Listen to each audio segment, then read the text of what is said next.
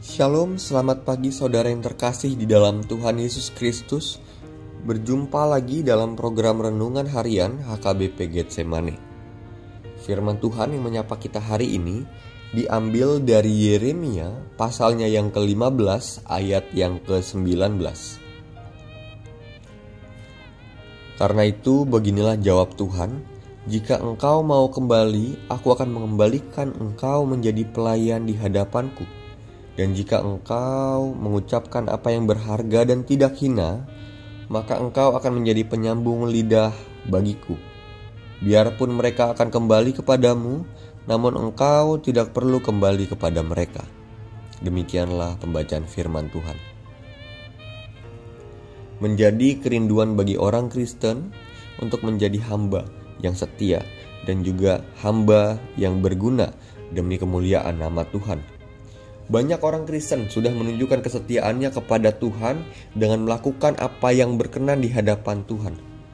Biasanya dalam pandangan umum, seharusnya orang setia yang seperti ini, yang sudah setia kepada Tuhan, hidupnya selalu diberkati oleh Tuhan. Selalu memperoleh yang namanya kemenangan. Tetapi nyatanya hidup gak berjalan mulus. Gak selamanya sesuai yang kita bayangkan. Ada kalanya kita menjumpai yang namanya kegagalan. Ada kalanya penderitaan jadi bagian kita. Ada kalanya permasalahan dalam kehidupan menghampiri setiap kita. Ya seperti halnya yang dialami oleh Nabi Yeremia. Ketika ia setia menjalankan tugasnya sebagai nabi yang diutus Tuhan, ia harus mengalami yang namanya penderitaan karena pemberitaan firman Tuhan yang ia sampaikan kepada bangsanya. Karena masyarakat tersebut menentang pemberitaan yang ia sampaikan. Karena kesetiaannya pada Tuhan, ia harus menerima konsekuensinya. Ia harus dikucilkan masyarakat. Bahkan kalau kita baca di ayat 15 sampai ayat 18, dijelaskan bahwa ia hanya duduk seorang diri, menanggung kesakitan yang tiada berkesudahan. Gambaran bahwa ia dikucilkan, tidak ada teman yang membantu, tidak ada teman yang menolong dia ketika ia sedang mengalami yang namanya penderitaan. Dan dalam hidup ini seringkali kita diperhadapkan pada hal-hal yang demikian. Kesetiaan kita kepada Tuhan terkadang menuntut kita harus mengalami hal demikian. Harus menuntut kita menelan pil pahit, dikucilkan dan bahkan dimusuhi oleh sekitar kita karena iman setia kita, karena kita mempertahankan percaya kita pada Tuhan. Dibenci oleh teman sekantor karena kita terlalu jujur dan gak mau berkompromi dengan kebiasaan yang salah. Dibenci oleh teman, dibenci oleh sahabat karena sering kali mengkritik tindakan-tindakan atau perilaku mereka yang salah. Tetapi itulah konsekuensinya kalau kita mau taat setia sebagai umat Tuhan yang harusnya gak tutup mata akan kesalahan, yang harusnya tidak tutup mata akan ketidakbenaran yang terjadi di sekitar kita. Orang Kristen gak boleh tutup mata. Orang Kristen harus berani menyampaikan apa yang benar, apa yang salah yang ada di sekitarnya.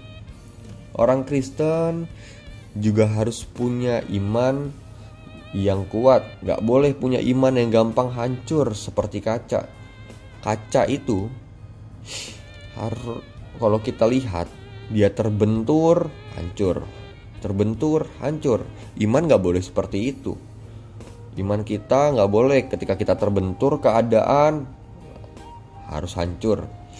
Iman kita gak boleh seperti kaca yang terbentur oleh realitas kehidupan lalu hancur. Kita harus punya iman yang kuat. Iman kita harus kuat seperti pedang gitu. Kalau kita pelajari pedang itu, sebelum menjadi sebuah pedang yang kuat, ia harus mengalami banyak proses pembentukan yang begitu berat. Ada dua hal yang saya lihat yang cukup berat gitu ya. Sebelum menjadi pedang yang tajam dan kuat, ia harus mengalami yang namanya peleburan dulu.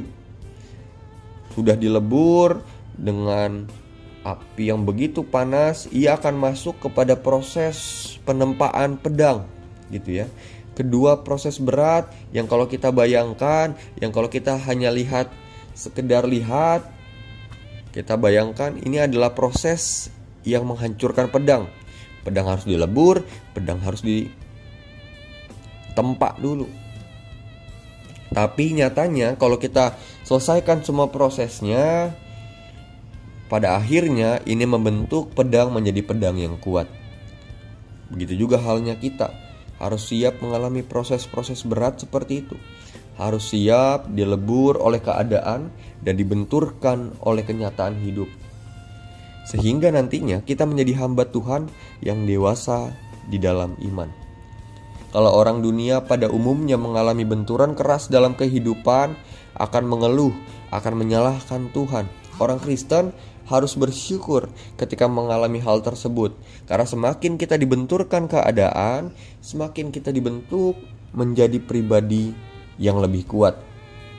Karena iman itu butuh dilatih. Iman gak langsung serta-merta jadi, ada prosesnya gitu ya. Ada banyak benturan-benturan dalam kehidupan yang akan menguatkan iman kita, melatih iman kita. Dan orang Kristen yang sudah terlatih imannya, sekalipun mengalami penderitaan, mulutnya gak akan pernah mengucapkan hal-hal yang hina. Orang Kristen yang sudah terlatih imannya, sekalipun sedang mengalami kesulitan, akan terus memandang Tuhan sebagai Tuhan yang baik baginya. Karena janji Tuhan bagi setiap orang yang setia pada imannya akan dianugerahkan pemulihan dalam hidupnya. Jadi kalau kita bayangkan hari ini kita sedih ikut Tuhan, Tuhan gak biarkan kita sedih selamanya. Ada janji Tuhan yang akan memulihkan setiap kita yang mengalami penderitaan, permasalahan dalam kehidupan kita. Maka dari itu, mari nantikan janji Tuhan dengan menjaga perkataan kita supaya gak cemar, menjaga perbuatan kita supaya terus berkenan di hadapan Tuhan, dan menjaga hati kita untuk memandang Tuhan sebagai Tuhan dan Juru Selamat di hidup kita. Kiranya Roh Kudus memampukan saudara untuk bertahan di dalam setiap benturan kehidupan yang akan membentuk iman saudara menjadi iman yang dewasa. Itulah proses pembentukan iman yang dewasa. Kita harus terbentur, lalu terbentuk. Tuhan Yesus sungguh mengasihi saudara. Amin.